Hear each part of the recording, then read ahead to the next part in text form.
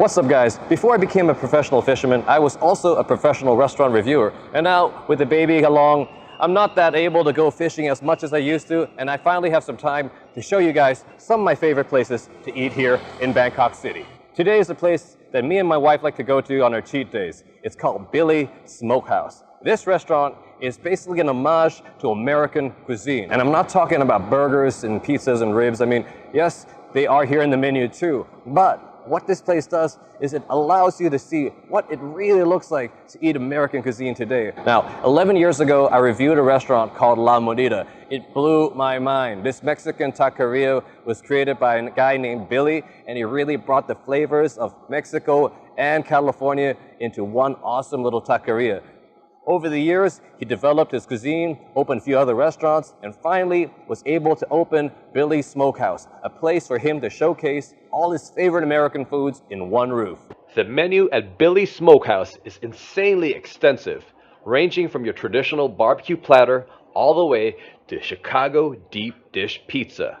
But today, I want to share with you guys my 4 favorite things to eat at Billy's Smokehouse. 1. The Reuben or pastrami sandwich. 2.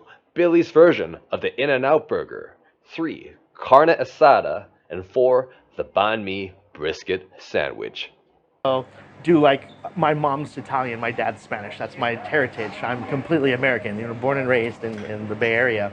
So that again was my dad not being eating very specific foods. My dad is a very meat and potatoes and bread kind of guy. And growing up in San Francisco, you're going to have these massive Mexican neighborhoods and Chinese neighborhoods. And then what was in between when I was a kid were Italian delicatessens. It was Irish Hofbrau, Italian delicatessen, and Jewish delis. And those were the places when I had a chance to hang out with my dad, that's where he would take me to eat. We wouldn't go. My mom was the complete opposite. My mom would take me to Chinatown. My mom would take me to the Vietnamese neighborhood, the Cambodian neighborhood. My mom was like, let's go find some new shit. My dad was like, nah, we're sticking to bread, meat, and potatoes. That's what we're sticking to. And those were my happy memories of hanging out with dad and, eating that kind of food. And so that's the kind of food that I wanted. I think Bangkok needed. Some of you may ask, what is the difference between a Reuben and a pastrami? Traditionally, the Reuben is made from the brisket, whereas the pastrami is made from the navel cut, which has a lot more fat. But here at Billy's, they use brisket for both of them. But the main difference you could find between the pastrami and the Reuben is that the Reuben is only salt cured and then steamed, whereas the pastrami has been salt cured, smoked, and then steamed. How's it going? Nobody getting your frame in. That's all right. Just want to talk good about the good food here. No problem. What's your favorite food here, by the way? So I'm in front of one of Billy's customers. You a regular here? Pretty much, yeah. What's your name, man? Al Valentine. Al Valentine. Yeah. So how often do you come here to Billy's? Probably about once a month. Once a month? Yeah. So what's your favorite dish here? I love to get the Reuben. Reason being is, first of all, where can you find a Reuben? Right. What is a Reuben? Especially if it has pastrami in it. There's another, what's pastrami? Right. So that's why I come. Plus it's great food, great service. Billy's a great guy. It all comes from his other restaurant as well. La Monita, probably for me, the #1 Mexican restaurant in all of Bangkok for sure. Can you describe what it's like to eat a Reuben? Like for the people back at home, what is a Reuben and why is it good for you? Oh, it's like an orchestra. There's many things coming into play. So you have the sauerkraut, you have the meat, you got the Russian dressing, you got the rye bread that's toasted. It's pretty damn good. Yeah, see, that's a way better description than mine, man. See, there's another Reuben fan too. All right, Knuckle me there. Okay, really quickly, this is our Reuben sandwich. This is our corned beef Reuben sandwich with Russian dressing, Gruyere cheese, and sauerkraut. Everything's made in-house. Everything on the thing is made in-house, from the meat to the bread to everything.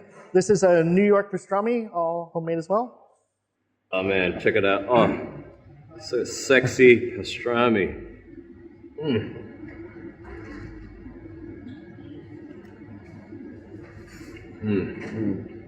That face says it all. Holy shit. Holy shit, man. So damn good. What is the shit you grew up with?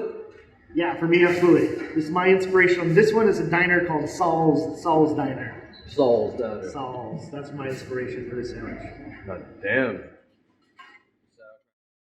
For me, what makes these two sandwiches so special is the way the thin layers of corned beef are so tender and juicy, complementing so well with the crunch of the rye bread with the sauerkraut and Russian dressing to cut the richness.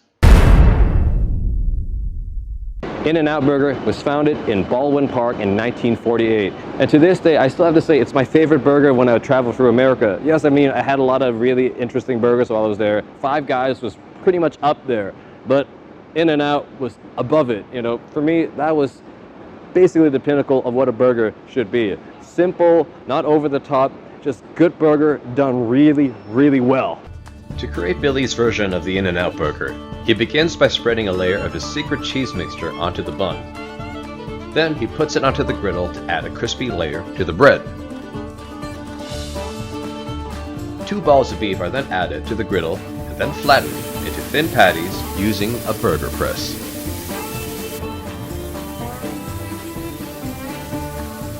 Mustard is added onto the top of both patties and flipped to add both flavor and crunch. When the patties have reached a desired level of charring, they are flipped over, topped with cheddar cheese and caramelized onions. It then gets assembled in a homemade bun with lettuce, tomato, and a secret sauce. And there you have it, Billy's In-N-Out Burger. For me, this is the Billy's burger. It's when people ask me how much meat or rarity, for me it's surface area.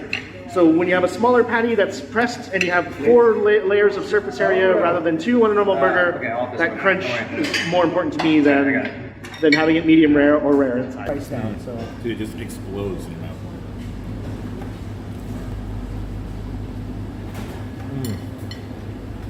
My God. Does it taste like Los Angeles? This is Daniel, my brother-in-law from Tennessee. He has spent most of his adult life in Los Angeles and is a frequent customer to the In-N-Out Burger. What will he think of the In-N-Out Burger that Billy has made? Honestly, yeah, it does. These are mustard grilled patties as well? Oh my God. Well done, sir. I have not... A very good homage to In-N-Out, if I can say so myself. Holy crap. It's that caramelization between the thin layers of beef that makes it so much more awesome too. Alright. You're biting in, and your teeth go through like the bread, tomatoes, crispy lettuce, and then this like perfectly charred beef. Freaking heaven, man. To make the Carne Asada tacos, we begin with the creation of the homemade corn flour tortilla. Dough is put into the tortilla press to form flat little circles, which then go straight to the griddle to cook. At the other end of the kitchen, an electric fan heats up the coal-fired barbecue. Thin slices of beef are then evenly coated in a mesquite marinade and then thrown onto the fire to sear the flavors in. Once the meat has been cooked through, they are placed on a corn tortilla, sprinkled with sweet white onion, chopped cilantro, and slathered with salsa roja and salsa verde.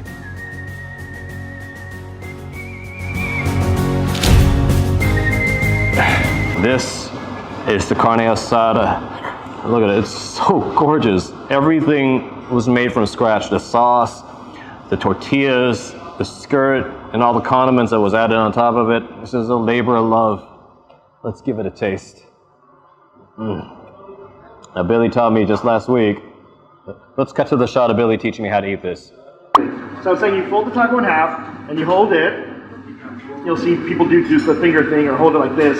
Just gonna hold it like this, but the most important thing is to keep the taco parallel to planet Earth, and always bow your head to the taco. The taco's king. You are the subject of the taco. Turn your head.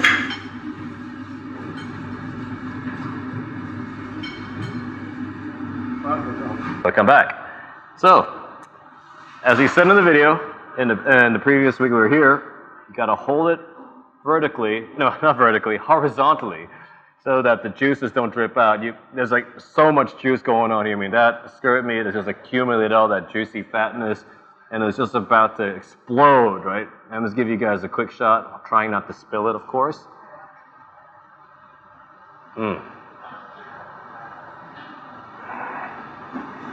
Let's do this. tilt the head. You bow your head for the taco, like Billy said. You put that right in your mouth.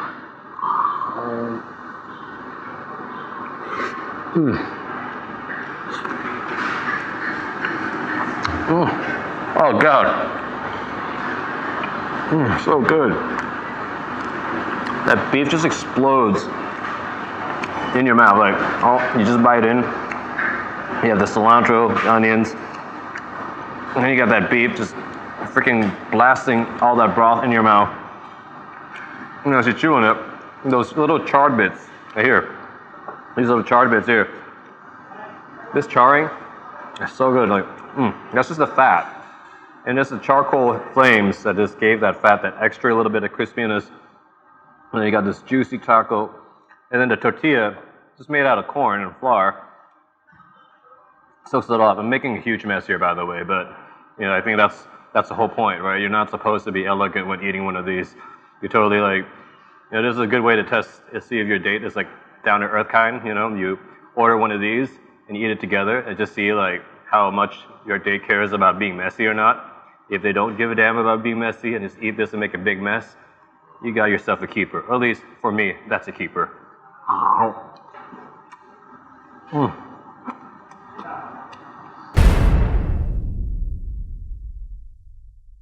Let's get to the main event of today, the Brisket Bahn Mi. Let's tell the story of the brisket first. The brisket is the cut of beef that is traditionally quite dry and tough to eat, but if slowly cooked, it can create something that is extremely tender and extremely juicy.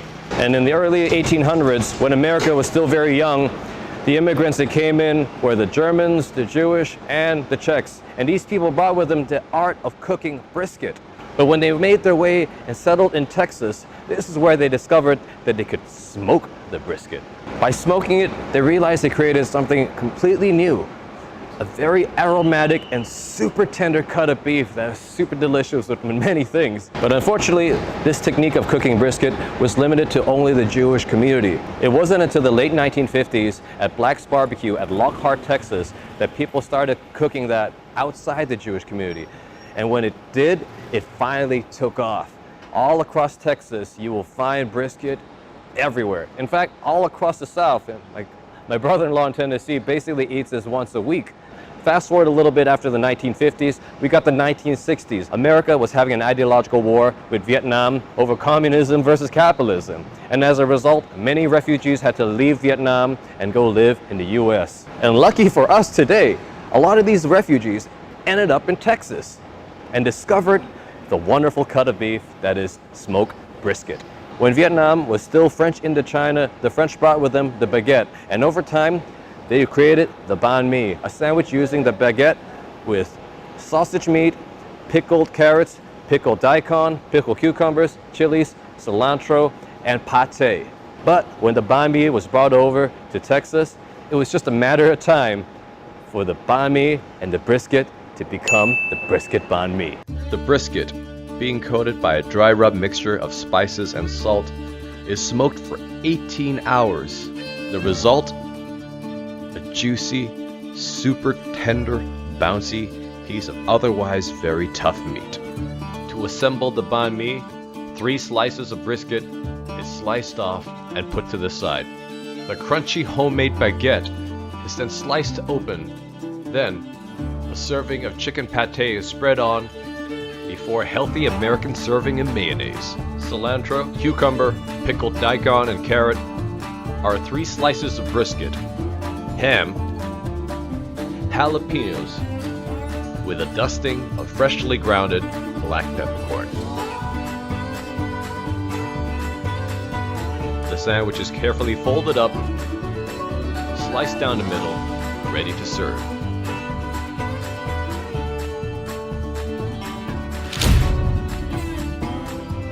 This is it. This is what 243 years of America and a few hundred extra years of French Indochina has created. Look at this. Just get that focus on. Oop. There you go. Oh, 3 slices of brisket, 1 slice of ham or luncheon meat. You got the jalapenos, you got all the pickles inside. You know it's gonna be good. Bon appetit, I guess. I don't know. What would Americans say here? Let's eat.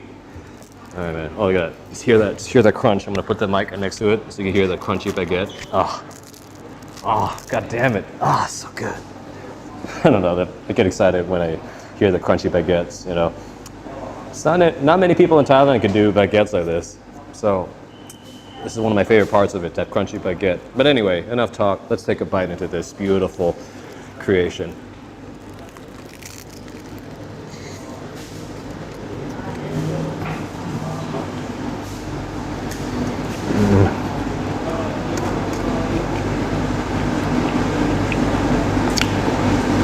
It's such a thick sandwich. I'm taking forever just to chew through it all. But damn. It's like a little bit of Asian, a little bit of French, a little bit of that Jewish American goodness, and then that Texan smokiness in it too. And got that pate. Gotta get another bite.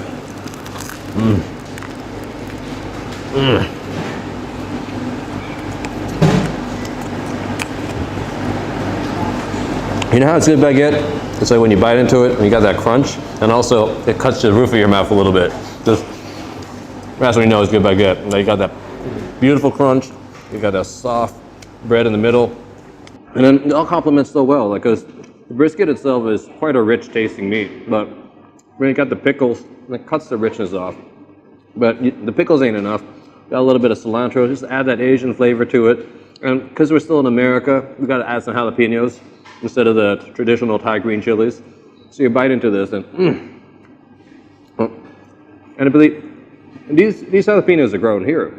So the funny thing is, I've noticed that jalapenos grown in Thailand taste a lot spicier than the jalapenos that I had when I was like in America. This, a little fire to it. What a sandwich.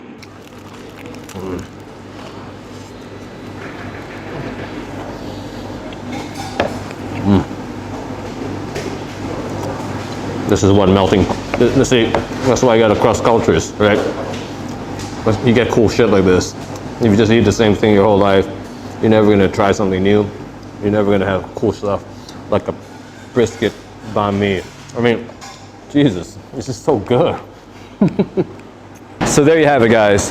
Billy's Smokehouse. It's not just a smokehouse, it is an homage to Americana and all the awesomeness that happened in the 243 years the country has existed, with the help of 300 million people from all around the world creating awesome things like the Brisket Bahn Mi, the Carne Asada, In-N-Out Burger, and that's it. I hope you guys enjoy and do check this place out sometime. Hey, and you want more of this awesome food content, don't forget to leave a like, share, subscribe, and I'll be seeing you next time. My name is Bangkoker, and thank you for watching.